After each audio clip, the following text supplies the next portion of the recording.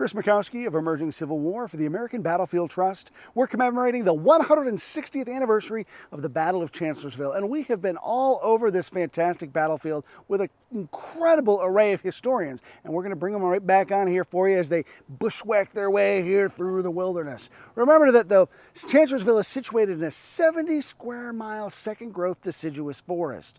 And to talk a little bit about what the woods were like at the time, I want to bring on my friend Sarah Kay Bierle.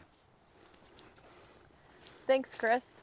As Chris just mentioned, the Battle of Chancellorsville takes place in the area known as the Wilderness, about 70 square miles of dense woods. Now, as we're here in the forest today, keep in mind that this is a more mature forest that you're seeing behind us.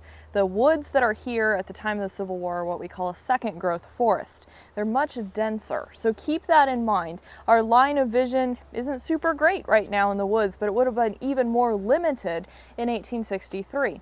Now, why a second growth forest? Well, this area is known for its mines. If you've joined us on some of our previous videos, you may have seen us at Catherine's Furnace, where we talked about the iron smelting that's happening here in the area. You also have gold mines in the area. Well, particularly with those iron furnaces, they need to make charcoal to then be able to burn to get that high heat to make the iron. And to create this charcoal, they're going to cut down and burn and prepare many acres of woods. So this is going to chop down the forest in the colonial era, early 19th century, and then the second growth, a new crop of forest, if you will, is going to be coming into existence. And that's what the Civil War armies are going to be encountering here. So as we've looked at roads, we're seeing roads in the backgrounds of the videos, as we've looked at clearings, yes, those of course existed through the wilderness, but yet around those clearings, around those roads, is this very dense forest. And that is going to, in some ways, hem in the armies, but the armies are going to go into the woods. They're going to be establishing lines, they're going to be digging earthworks, but their line of vision is going to be very limited. And I think some of our other presenters are going to be sharing a little more about that. But keep in mind, low visibility, it's going to be hard to see, but then you have these tall forest canopy is going up. We've got pines, we've got oaks, then we've got shorter dogwood in here as well, along with many other types of bushes and natural growth here in the Virginia area.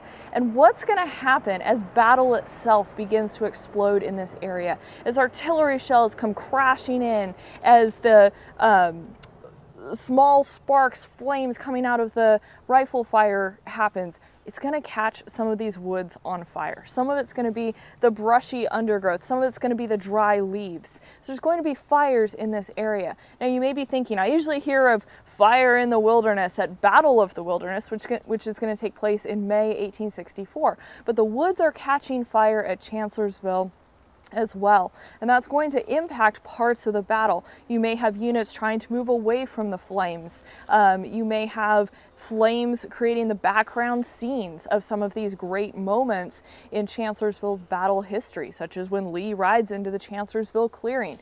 I was looking at some accounts this past week, and there's some accounts of woods being on fire in the background of Jackson's flank attack on May 2nd. So woods on fire is happening here at Chancellorsville as well. And I think we kind of have to wonder, maybe a little bit of historian speculation here, you know, why don't we hear so much about the woods on fire at Chancellorsville? But it's one of those prime thoughts or prime iconic images that we associate with the wilderness in 1864. And maybe it has something to do with the fact that it's Grant coming into the wilderness as the Union Army, and you know, for many years he's been interpreted as the butcher, and woods on fire, wounded, burning to death, that seems to be better associated with perhaps an 1864 fight. Also, perhaps, you know, the legendary moment, and we've talked about this in our other videos, but a legendary moment for Chancellorsville is Jackson's wounding and then his eventual death a week later. And, you know, so maybe Jackson and his fall, his casualty loss, is overshadowing some of these other traumatic scenes that happen on the Chancellorsville battlefield. And just to kind of wrap a little bit of this segment, I wanted to share a quote from Major Eugene Blackford. He's in the 5th Alabama Battalion, and he writes about seeing the woods on fire. There's many soldiers that do describe these scenes at Chancellorsville, but his is particularly haunting. He's watching from the Hazel Grove area, And he states, "All the Yankees were burnt to death by the burning leaves which the shells set afire. The sight was perfectly horrible, enough to make one's hair turn gray. The whole atmosphere was impregnated with the odor of burning flesh. I am sick of horrors now." And it's against this backdrop, with flames in the background at times, that soldiers are going to be fighting in this area on May 3rd, 1863. Chris?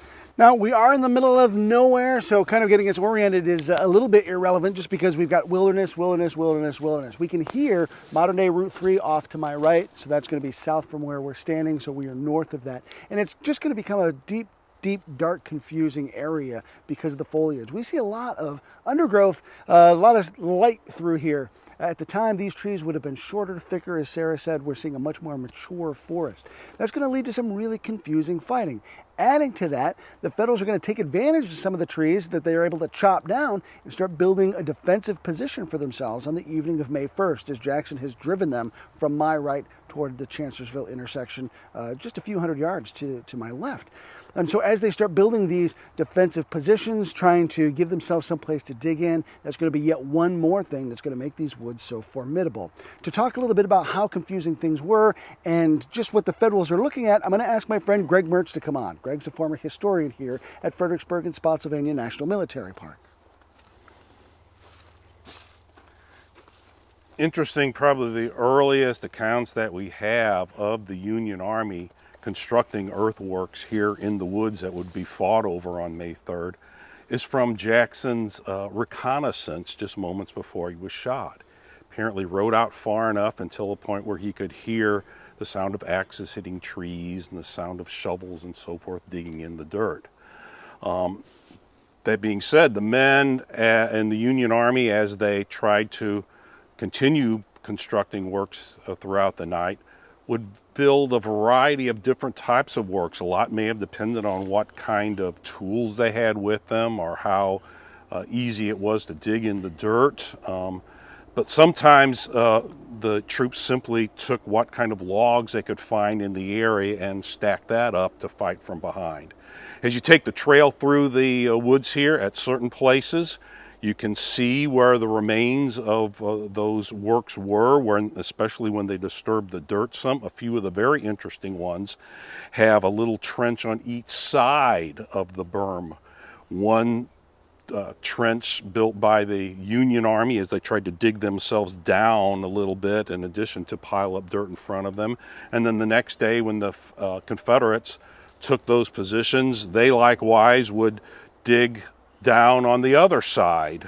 So find a little pile of berm of earth with trenches on each side of it, reflecting both sides of the army.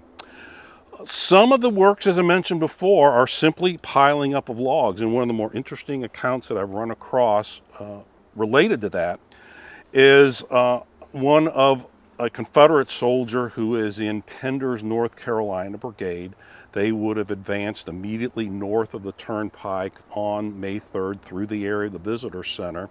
And because the attacks will get underway at dawn or apparently even a little bit earlier, some of these Confederates said that as they fired at the Union soldiers, they were firing specifically at the red muzzle flashes of the enemy.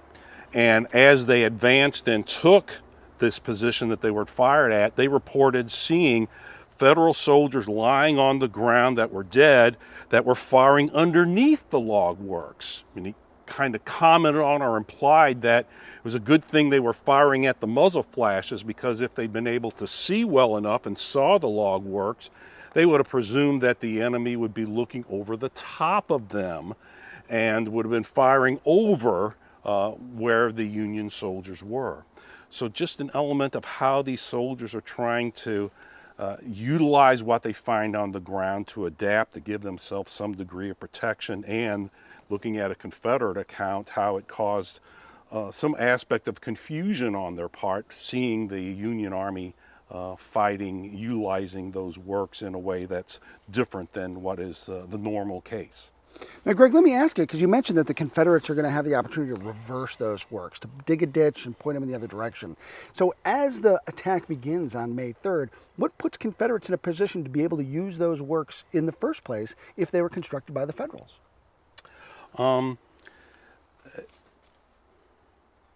As the attacks are going on through the woods to try to add to the confusion,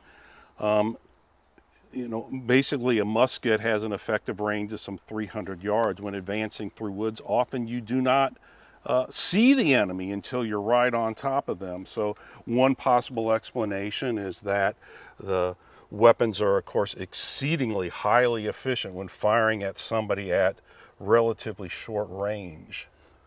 And the Confederates, obviously, at some point, capture these works and are able to kind of use that as a base as they continue their push forward through. Yeah.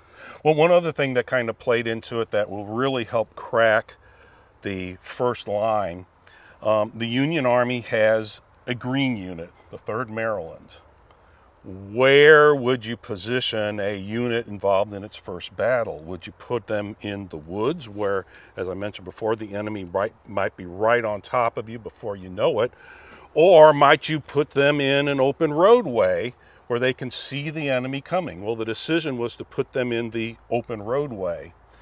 Well, it makes sense that they know the enemy is coming, but it's also a place where artillery can be concentrated and they can fire at you earlier and longer because the enemy can see you more. But the 3rd Maryland on the Orange Turnpike would break, and so part of the initial Confederate success is breaking at the road, and it kind of flared out on the flanks, both to the north and south of that breakthrough. Very good.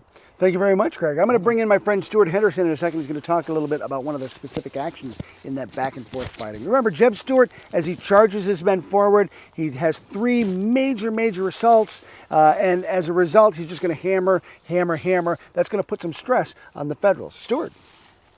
Okay, after General Hiram Berry was mortally wounded by a Confederate sharpshooter, his division command is going to devolve to General Carr. However, another one of his brigade commanders, General Revere, thinks he's in charge. And running short of ammunition and supplies, General Revere is going to march his troops off of the battlefield. This is going to completely uncover William Hayes' brigade. And Hayes' brigade is in the woods. And General Hayes is going to be completely surprised as the 13th North Carolina is going to turn his flank and capture his whole brigade. In fact, Hayes is going to lead the names of all of the general officers that are captured in this battle when they are marched through Richmond. However, there was one part of the 5th Corps, one brigade, is going to be in the 5th Corps that's going to take part in the battle. And I have a quote from Tyler's brigade. Lieutenant Clay McCauley of the 126th Pennsylvania Infantry talked about the fighting. And I quote, "We could not see the enemy, but the whiz and ting of bullets proved that they were not far away. So continuous was the firing that the underbrush was literally cut down about waist height. Ammunition was exhausted. We called for supplies. None were to be had. As our firing slackened, I noticed a foreboding disorder on our right. About that time, I felt a blow on my right ankle. A spent ball hit me, the disorder changing into a tumult. At last, it was swept in upon the company next to mine, then struck my own company's right. It was a rather disorderly falling back of almost helpless men. From a coming danger, they felt themselves powerless to resist." So in this fighting, they could not see anything, but they're going to be chased away. I want to back up for just a second. Thank you very much, Stuart. I'm going to back up for just a second. He mentioned the death of Hiram Berry. He's going to be one of 2 of the 3 3rd Corps division commanders that will be killed here at Chancellorsville.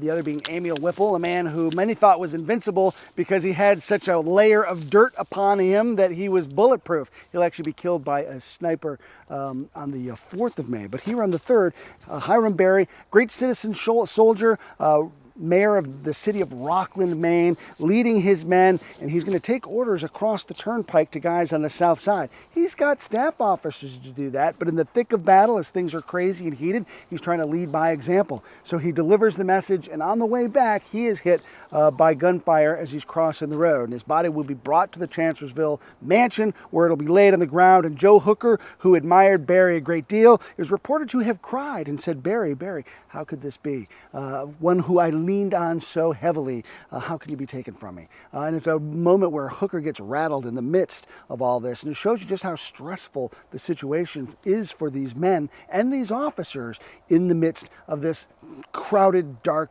burning woods. To talk a little bit more about that action, I want to ask my great, dear, lifelong, wonderful friend, Kris White, to come on and share some of those stories. So let's bring this all together. All right. So it's May 3rd, 1863. We are in the woods at Chancellorsville. The north is behind me. The south is behind the camera. So to give you an idea of where you're kind of pointed, it's confusing for folks. And so at around 8:30 to 9 o'clock in the morning, the Union positions are going to start to fall apart. Essentially, they're going to look like a half moon, if you will, in an oval shape half moon. And we have Confederates coming in on this side, commanded directly by Robert E. Lee. We have Confederates coming up from the south, commanded by both Jeb Stuart as well as Robert E. Lee, and then coming in from the west under the command of Jeb Stuart. They're pushing in, and as everything is starting to happen here, the Federals are somewhat reacting using what we call interior lines to stabilize their salient. We're going to start to see their guns start to fall silent, their artillery specifically, because there's no one out there to bring more artillery ammunition to the front. There's no one overseeing all of the guns like we needed to have with a chief of artillery such as Henry Hunt, who's hanging out at Banks's Ford right now because he had a falling out with Joe Hooker. Joe Hooker is at the Chancellorsville Crossroads, and he is on the second-story porch of the Chancellor home when a cannonball comes crashing in, splits the pillar in two, and strikes him on the side, knocks him completely unconscious so badly that they thought he was dead. He's carried out of the back of the Chancellor house, and eventually that house will burn, and we're going to talk all about that in our next video. But now we've cut the head off the Federal snake, as it were, and Joe Hooker is going to leave this army for at least a half an hour without a commander because he is so unconscious. But then he's really going to leave it for the rest of the battle because he doesn't relinquish command, and no one takes over command of the army. So really this army is without a head. Now we have, as Chris pointed out, men like Hiram Berry, who's wounded on the line. Nelson Miles, a Medal of Honor recipient, who is commanding the far skirmish line on the western side, or the eastern side of the Federal salient. He is shot right in the stomach, thought to be dead. He's taken to the Chancellor house as well. He will survive and go on to have a long career. He's knocked out of action. We have other commanders starting to falter. One of them will be, as Stewart pointed out, William Hayes. Not Alexander Hayes, fighting Alec Hayes. Hayes would not have let himself be captured out on this battlefield as easily as some people claim that William Hayes was. But Hayes is captured out here. Another commander on this field is a grandson of Paul Revere, the man who made a midnight ride, and that is Joseph Revere. Revere is in charge of 6 regiments, the famed Excelsior Brigade that was once commanded by Devil Dan Sickles himself. And Revere, his men run out of ammunition, and against orders, he pulls back towards the United States Ford. He gets more ammunition back there, but along with him go a few other regiments from other brigades. So this massive hole will start to open on the north side of the turnpike. So we have Confederates coming in from all sides. Now, as this starts to happen fortuitously, we start to have North Carolinians and Georgians under William Dorsey Pender and George Thomas start to pour through this hole and this gap. And one of the men who scooped up is William Hayes. Pender will claim, Dorsey Pender will claim, that my regiment, my left regiment, the 13th North Carolina, not being subjected to artillery fire, did not fall back, but continued to advance for a long distance, with the brigade on my left, and in this advance, Lieutenant Ireland of Company E rushed gallantly forward and captured Brigadier General Hayes and his staff. To give you the Federal side of things, Francis Walker, who writes the history of the Union's Second Corps, of which Hayes was in, he says, Hayes's brigade was half surrounded in a dense thickets, and the brave commander was wounded and captured with some of his men. But at this critical moment upon the right of Hayes' Hayes' small and shattered command appears the brigade of Sam Carroll, which its spirited commander handles with a dexterity and audacity all of his own. 3 of his regiments are flung freely and boldly against the exposed left flank of the Confederates, which curls and breaks under the shock. Carroll not only takes 300 prisoners with 2 colors, but recaptures a regiment of our people. So what they're describing is this gap opens up, and slipping through is a small company of basically 30 North Carolinians. They come in and grab William Hayes. Hayes is taken to the rear, and then Sam Carroll, he is a fire red hair, comes in here. He's a no-nonsense commander from Washington, D.C., West Point graduate. He goes marching past his division commander, William Blinky French, Oliver Otis Howard, the 11th Corps commander, as well as Darius Couch, the 2nd Corps commander. His men come back into these woods, so it turns into this seesaw action. But no one's down here taking command. In fact, I had another account about William Hayes being captured up here, and it comes from a guy named Charles Troutman of the 12th New Jersey, the Buck and Ball Regiment. He claimed that Hayes just kind of wandered over to the Confederate lines and gave himself up pretty freely. So is that what actually happened out here? Did Ireland's men spring ahead like Pender said, or is it something in the middle? So the confusion out here starts to reign, but more importantly, commanders are going to start to go down on both sides. William Dorsey Pender eventually is wounded in this battle later on. Then we'll have another commander who will be attacking off towards our left, named Frank Nichols. He will go up against the Union 1st and 5th Corps, who are sitting in a perfect position to outflank the Confederates. And Nichols' brigade will be thrown back with heavy losses. In fact, one regiment will lose 6 color bearers in this attack. And Frank Nichols, during this battle, will lose a foot. After the war, he's going to run for the governor of Louisiana, I think in 1874. And when he runs, he's a Confederate veteran who lost an arm, an eye, and a foot during the war. So people who voted for him, they said, we'll vote for whatever's left of Frank Nichols. That was one of his campaign slogans. But he's knocked out of action up here. But the fighting is so confused. It goes back and forth. And it becomes very hellacious on both sides. And some of the descriptions that come out of here, and I'll close with those, will give you an idea of just how bad it was. As Sarah pointed out, the woods began to catch fire. Men will be wandering through these woods into basically ambushes. They won't even know what they're going to walk into, and all of a sudden there's a regiment of men, and they fire upon them, and that will push them back, and they will seesaw. Small groups of men will do Herculean tasks or perform Herculean tasks up here, outflanking and outmaneuvering larger regiments. It's much like the Wilderness 1 year later, the confusion that reigns. But one of the accounts that struck me took place just down this trail a little ways, and it was a description from Colin Battle, who's a commander of the 3rd Alabama, and it's a little bit lengthy description of what happened up here on May 3rd, but I want to close with it and one other quote. He said, as we advanced, solid shot and shell greeted us, and when we got nearer, grape accompaniment was added. There must have been 50 guns at play in front and flank. The biggest tree afforded no protection. One might as well have had been in front as behind it, meaning a tree. Limbs and tops were falling about us as if torn by a cyclone. One of the things you have to remember out here, there are balls going through these trees. They're knocking down branches. Men are being wounded by splinters coming off of trees. It's something that most people don't realize, that Mother Nature is also danger to you coming across here.